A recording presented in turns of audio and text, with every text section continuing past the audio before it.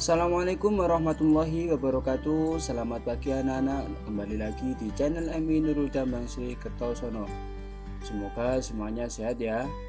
Nah, hari ini kita akan belajar yaitu tema 2 persatuan dalam perbedaan, yaitu pada subtema 2 upaya mempertahankan kemerdekaan Indonesia.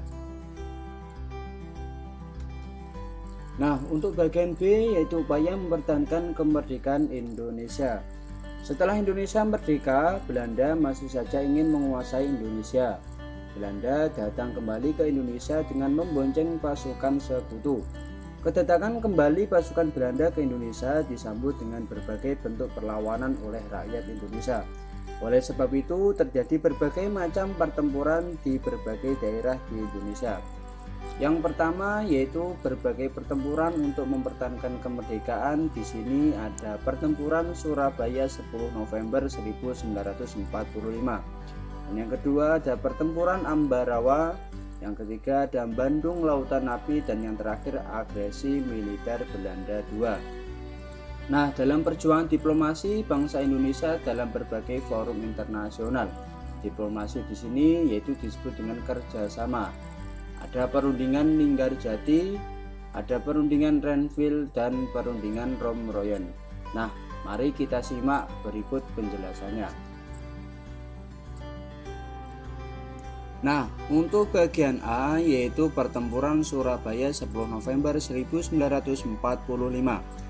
Pertempuran yang masih termasuk serangkaian kejadian yang terjadi sejak kedatangan pasukan sekutu pada tanggal 25 Oktober 1945 yang dipimpin oleh Brigjen Malabi.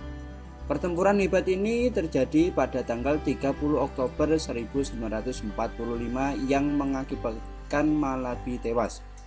Meninggalnya Malabi, pasukan Inggris memberikan ultimatum yang menyatakan agar rakyat Surabaya menyerah kepada sekutu. Namun, rakyat Surabaya yang diwakili Gubernur Suryo menolak ultimatum. Akibatnya, pada pagi hari tanggal 10 November 1945, pasukan Inggris mengerahkan pasukan dengan senjata berat dan menyerbu kota Surabaya. Nah, rakyat Surabaya tidak takut dengan gempuran sekutu.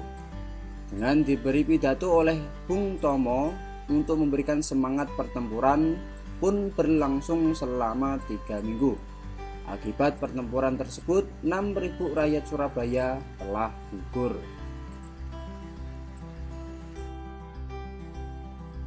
Nah, untuk selanjutnya yaitu pertempuran Ambarawa.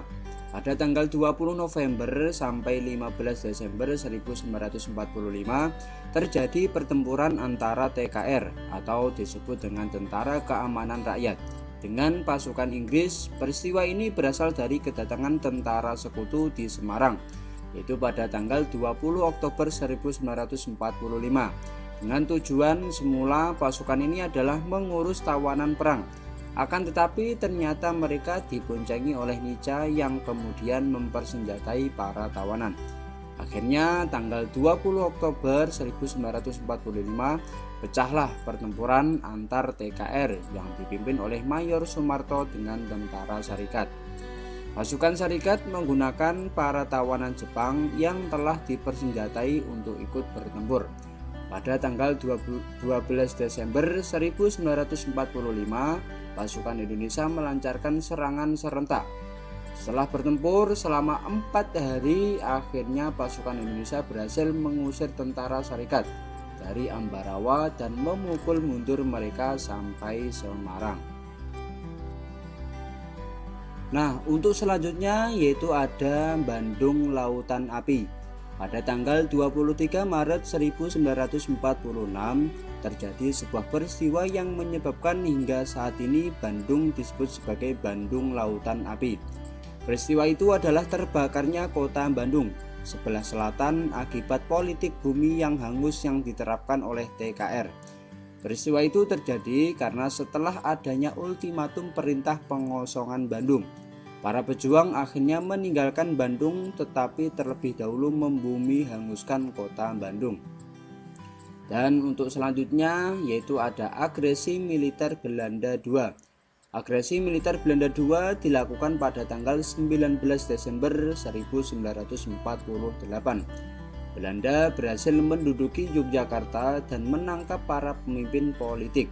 Walaupun para pemimpin politik ditangkap, tetapi pemerintah Republik Indonesia tidak berhenti. Nah, itulah tadi bentuk upaya mempertahankan Indonesia dalam bentuk pertempuran. Maka dari itu kita harus sangat berterima kasih kepada para pahlawan kita yang telah gugur mendahului kita. Nah, anak-anak, pertempuran bukan satu-satunya cara dalam rangka melakukan perjuangan untuk mempertahankan kemerdekaan. Perjuangan dalam mempertahankan kemerdekaan dilakukan melalui diplomasi atau dalam bentuk kerjasama. Upaya diplomasi yang dilakukan bangsa Indonesia dalam mempertahankan kemerdekaan Indonesia antara lain sebagai berikut. Yang pertama ada perundingan Linggarjati. Pertemuan diawali dengan pertemuan antara wakil Indonesia dan Belanda di Istana Negara dan Pegangsaan Timur nomor 56. Pemerintah Indonesia diwakili oleh Sultan Syahrir, sedangkan Belanda diwakili oleh Profesor Schermerhorn. Perundingan kemudian dilanjutkan ke daerah pegunungan di Cirebon yang bernama Linggarjati. Nah, untuk hasil perundingan yaitu sebagai berikut. Yang pertama ada Belanda mengakui secara de facto Indonesia, meliputi Jawa, Madura, dan Sumatera.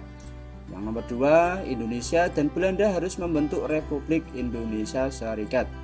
Dan yang terakhir, Indonesia dan Belanda membentuk Uni Indonesia Belanda di mana Ratu Belanda sebagai ketuanya. Nah, di samping adalah gambar tempat perundingan Linggarjati dilaksanakan. Nah, untuk selanjutnya yaitu ada perundingan Renville. Perundingan Renville ini dilakukan karena perundingan Linggarjati ternyata sulit terlaksana.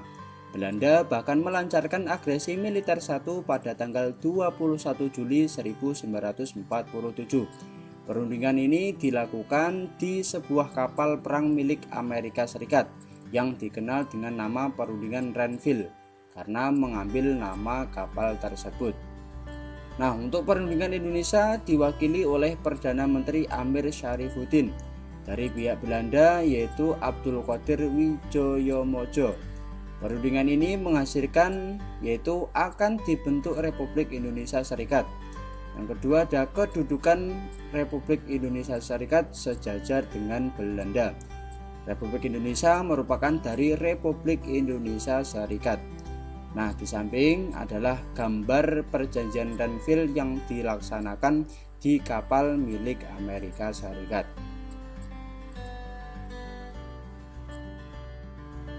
Nah, yang terakhir yaitu ada perundingan Romroyen, yaitu sebuah perjanjian antara Indonesia dengan Belanda yang dimulai pada tanggal 14 April 1949. Yang ditandatangani pada tanggal 7 Mei 1949 di Hotel Des Indes, Jakarta. Tujuan perjanjian ini adalah untuk menyelesaikan masalah-masalah mengenai kemerdekaan Indonesia sebelum konferensi meja bundar.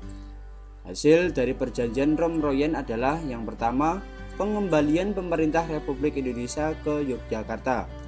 Nomor 2, perintah menghentikan perang gerilya. Yang nomor 3 akan turut dalam konferensi meja bundar. Nomor 4 yaitu menjamin penghentian gerakan militer. Dan yang terakhir bekerja sama dalam upaya pengembalikan perdamaian, ketertiban, dan keamanan. Nah, itulah tadi anak-anak yang kita bahas pada pagi hari ini. Semoga bermanfaat. Dan saya akhiri, terima kasih. Wassalamualaikum warahmatullahi wabarakatuh.